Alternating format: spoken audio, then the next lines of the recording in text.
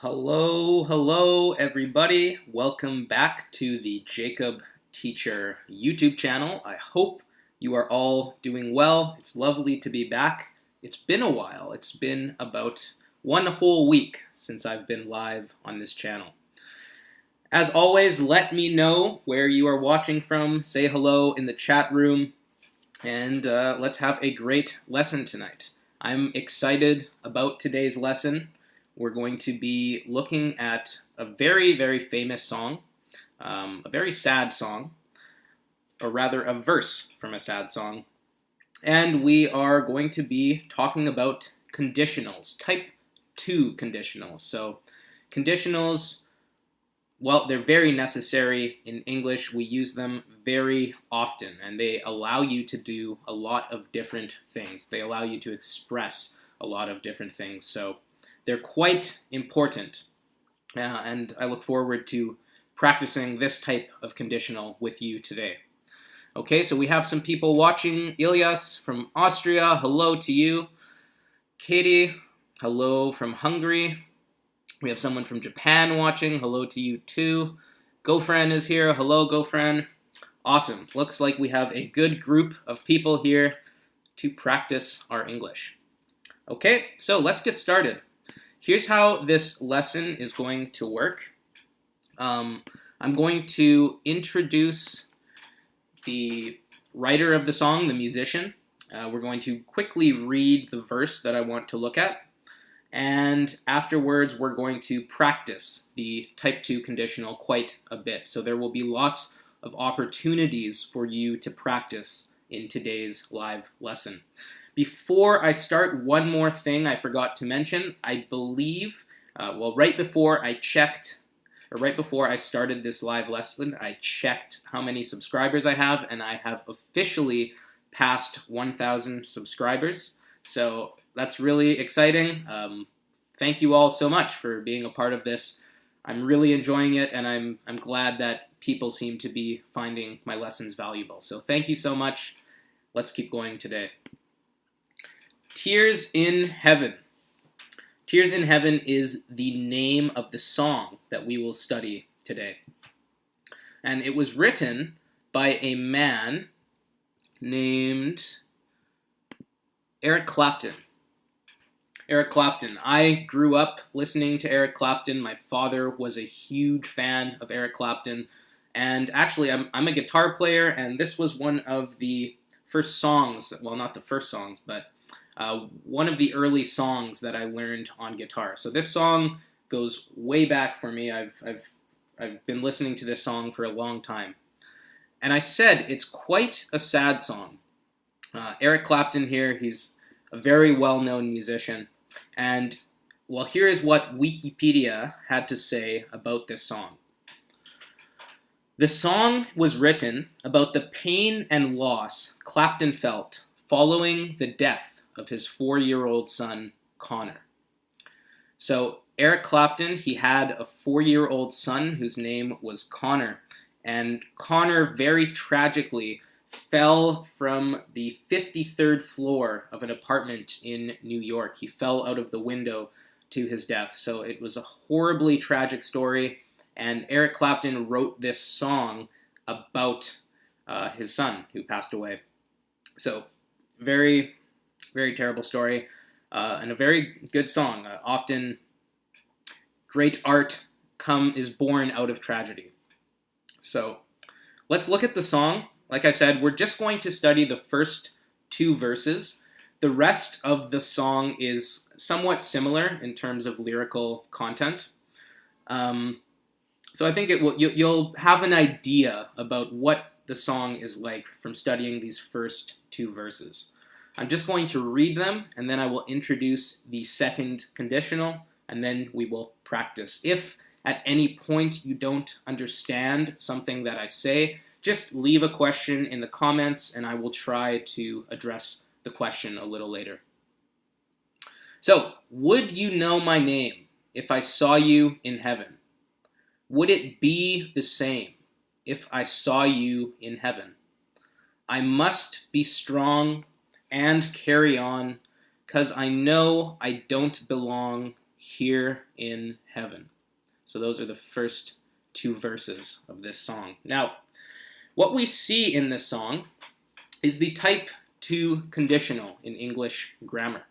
The type 2 conditional refers to an unlikely or hypothetical condition and its probable result. So unlikely or hypothetical. Hypothetical just means not necessarily real, just something we imagine, hypothetical.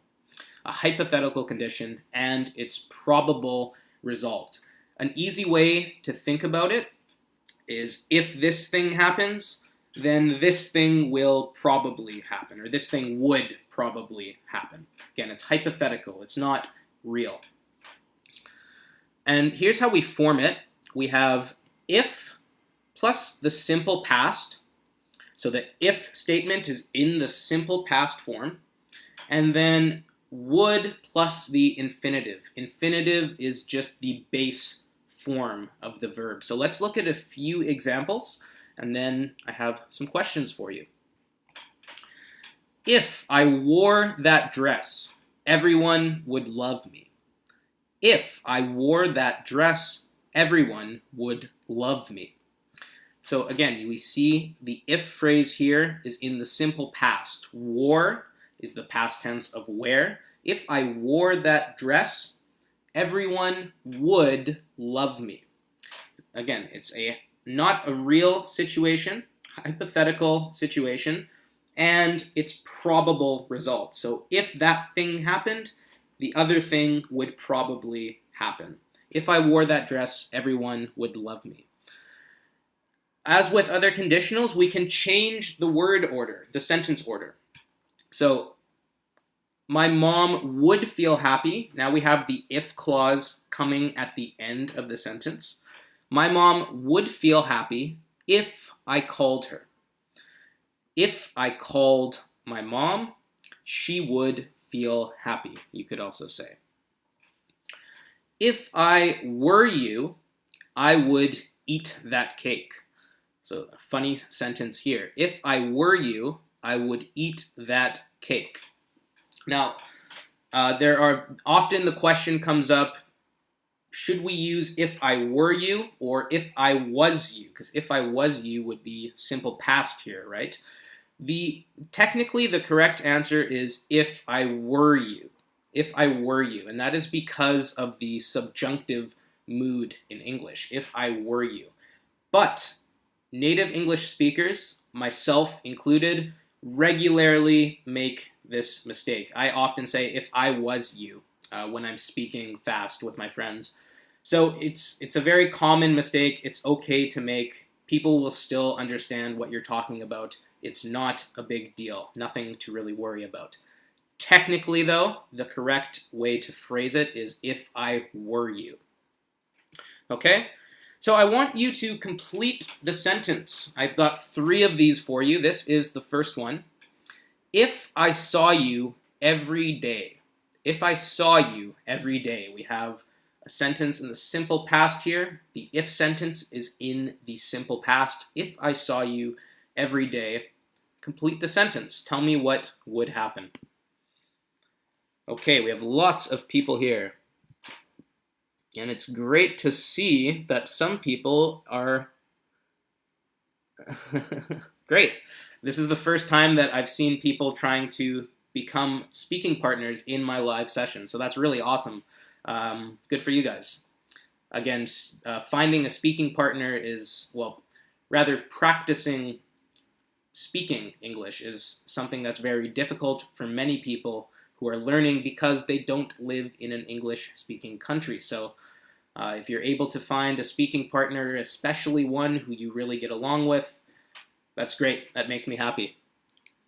Okay? Great. Let's see. I always sing this song for my boyfriend that passed away in an accident in March 2014. Pujati, I'm so sorry to hear that. That's terrible. I'm really sorry for your loss. Satawat.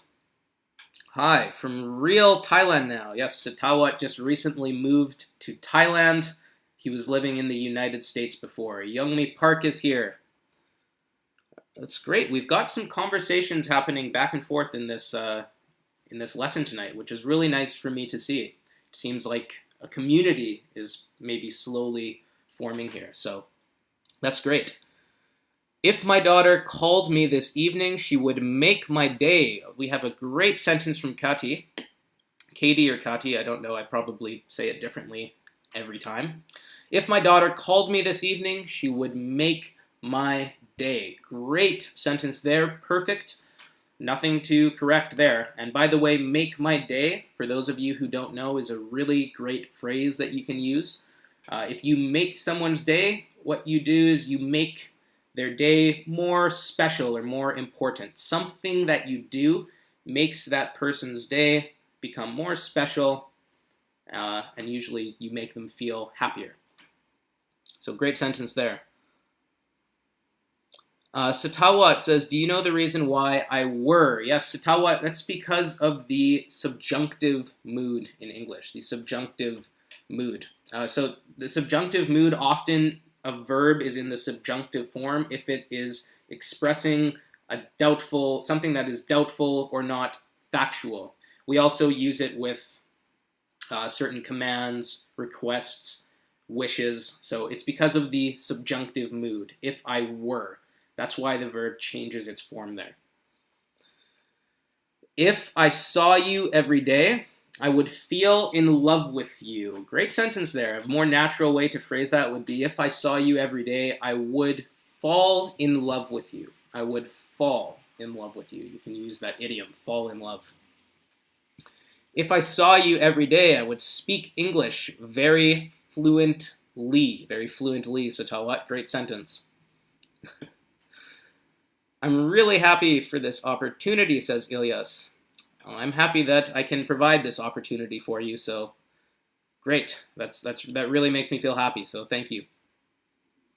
Okay, yes, we have Pujyati practicing the different types of conditionals. I'm going to focus on the type 2 conditional today. There are many different types of conditionals. Many of them are kind of hard to use and difficult to use. A lot of the time, we kind of intuitively know which conditional we want to use because of what we actually want to communicate. So my advice to you, study the different types of conditionals. I will probably do more live lessons about each type on this channel. But don't worry too much about them, I would say, right now. It can be very difficult trying to memorize certain grammar points. And like I said, a lot of the time we know what we want to communicate, and we kind of do naturally. A lot of the time, even if you make certain mistakes with conditionals, if you don't use the right type of conditionals, a lot of the time native English speakers will still be able to understand what you're saying, okay? Sam says, hello, Jacob. If I saw you every day, I would say hello. Well, I would hope so. I would say hello to you too. Youngmi Park, if I saw you every day, I would cook variety of food using kimchi for you. Well, I would love to try your kimchi, Youngmi Park. I love kimchi. I've been eating kimchi for the past 2 years here in Korea, probably every single day, and I have not gotten sick of it yet. I still look forward to eating kimchi. And Youngmi Park, you can say, if I saw you every day, I would cook a variety of food for you using kimchi. Okay. Ilyas, if I saw you every day, I would kiss you. Oh my, well. that's a good one. I'm a taken man right now. I have a girlfriend, so I don't know how my girlfriend would feel about that, but I appreciate the sentence. Sam says, I would have a little conversation with you if I saw you every day. Great sentence. We wouldn't really describe a conversation as little. A better way would be short. I would have a short conversation with you. Let's keep going. I have another sentence for you to fill in here. If I never met you. So why don't you think of someone important in your life right now? You don't have to say who it is. You can just think of someone important in your life, anyone, and think about if you never met that person. What would your life be like? If I never met you, blah, blah, blah, blah, blah. Fill in the sentence for me.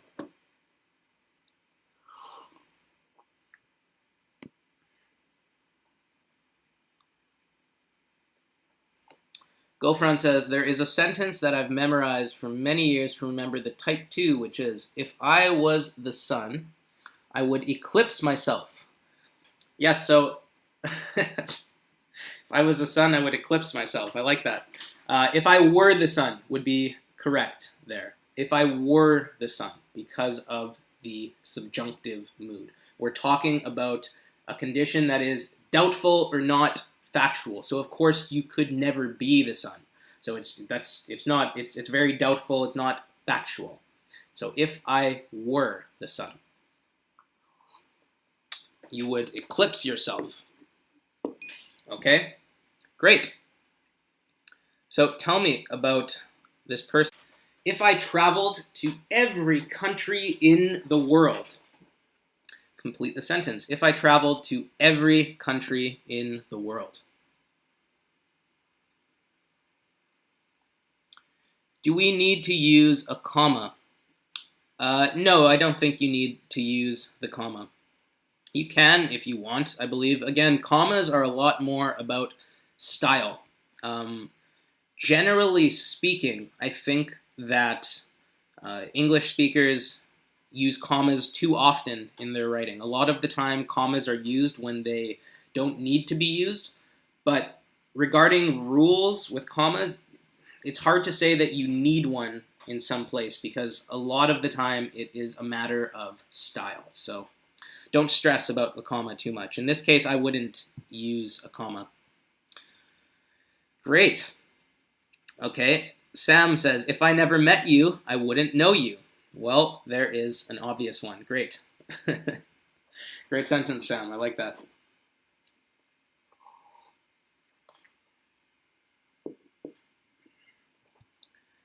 If I never met you, you wouldn't be my best teacher. Well, Satawat, you always say things that flatter me, that make me feel very good, so thank you for that. And if I never met you, I wouldn't have such a lovely student, so I'm happy that I met you. If I never met you, life would be much easier for me, says Hale. Perfect sentence. An interesting one, too. If I never met you, life would be much easier for me. Great sentence. That made me think about people in my own life. Not in a bad way, but that sentence got me thinking. Young Me Park has a nice long one for us here. If I never met my first boss, Sarah, I would not have gained any confidence as a working woman and not been able to trust other people so deeply. Other people. Person is singular, so you want people there. Different people. So deeply. Great sentence. That's a really long one, and perfect. Really good. If I traveled to every country in the world, I would be able to speak English fluently. Well, you just wrote a perfect English sentence, so great job. Keep up the great work. Okay, it seems like you all understand this very well, and like I said, I think conditionals are very important in English. So I'm happy that you understand them well because you'll be able to say many different things in English and express many different thoughts that you're having using conditionals. Let's keep going. I want to return to the song now. And let's look at this first line. Would you know my name if I saw you in heaven? So this is a conditional in the question form. The question form. I want you to try in the comment section and change this into the affirmative form. So try and say that this person, I don't want to give away the answer, but right now it's a question. Try and make it a positive statement. So take it from a question and turn it into a sentence that is positive, that is affirmative. Let me know if you can do that in the comment section.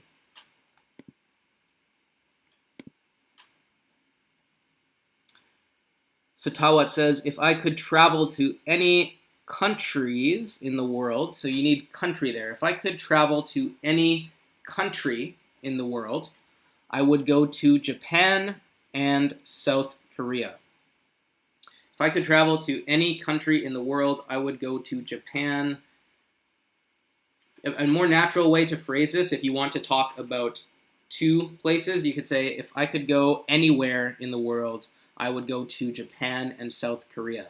If I could travel to any countries, we wouldn't say. If I could travel to any country, singular, in the world, I would go to Japan or South Korea. I've been to both of those lovely countries, and I really enjoyed both of them. If I traveled to every country in the world, I would be excited, says Sam. Great. Ilyas, if I traveled to every country in the world, I would have spent my entire money. Yes, traveling is very expensive. A more natural way to phrase that, Ilyas, is if I traveled to every country in the world, I would have spent all my money. Or I would spend all my money. I would spend all my money in the type 2 conditional that we're using. So Sam is guessing at this answer. I would know your name if I saw you in heaven. You're very close, Sam, but remember, we're asking, would you know my name if I saw you in heaven? So the correct answer, actually, because he's not talking about himself knowing his child's name. He's talking about his child knowing his name. So the correct answer, if I saw you in heaven, you would know my name. If you turn this into a positive, if you answered the question. If I saw you in heaven, you would know my name. Now, let's look at the rest of the song. There are a few things I want to talk about. I think, though, that it's fairly straightforward. I don't think that the language is too difficult. There's just one phrasal verb that I want to look at. But let me read it all the way through again, and we will talk a little bit about the language that's being used here. Would you know my name if I saw you in heaven? Would it be the same if I saw you in heaven? I must be strong and carry on, 'cause I know I don't belong here in heaven. Okay? So, really the only thing I want to talk about is the phrasal verb carry on. Now, carry on is a phrasal verb. It just means to continue doing something. To continue doing something. I must be strong and carry on. So in the comment section, what do you think he's talking about here when he says, I must be strong and carry on? What does he mean by carry on? Again, carry on just means to continue doing something. What do you think he means?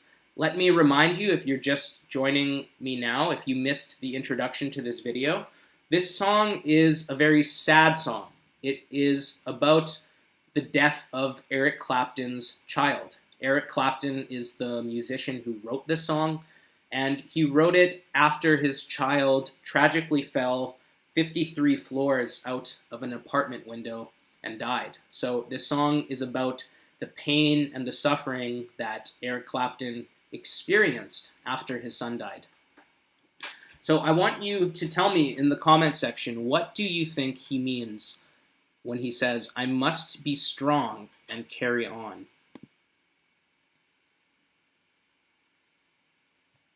Okay, GoFriend is asking, is there a certain context to use this type 2 conditional? Is it usually to regret something? No, it's not. It refers to, this is important, so good question. In terms of time, this is an important part.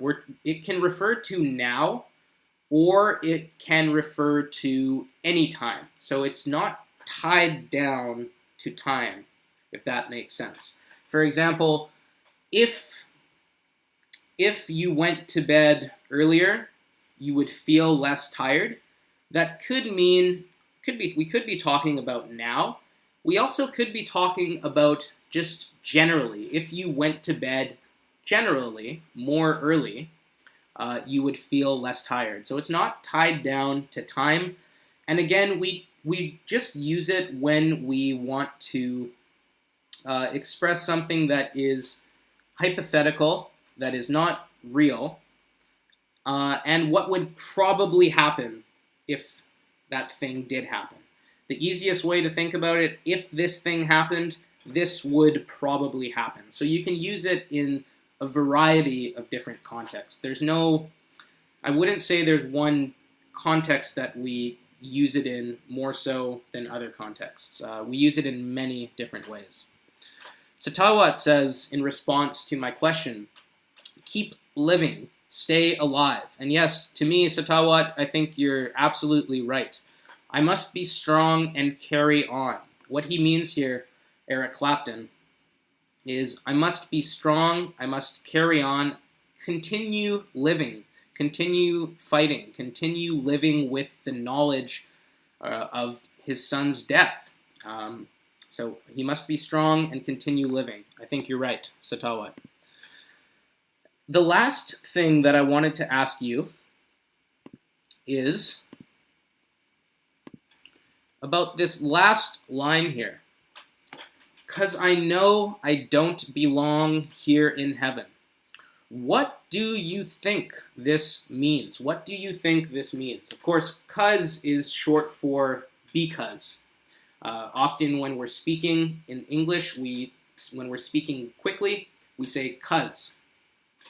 And in this song, he says it too. Now, I should say, again, when we are talking about music, when we're talking about poetry, when we're talking about art, a lot of art is obviously up for interpretation. So you can interpret this in many different ways, and many different ways that probably conflict with one another too. It doesn't mean that any interpretation is wrong here. For example, I was thinking about this quote before this lesson, and I was thinking about two ways that I interpreted it. So don't belong in heaven. Because I know I don't belong here in heaven. Belong means to fit, to have the right qualities to be somewhere. For example, I'm not very good at chess, so I don't belong in an advanced chess club. I don't belong there. I don't have the skills, I don't have the qualities that I need to be in that advanced chess club. I don't belong. So he's saying I don't belong here in heaven. One thing that I was thinking about is, of course, this has never happened to me, but I would imagine that as a parent, when your child dies tragically, like in this case, I would imagine that you would feel a lot of guilt.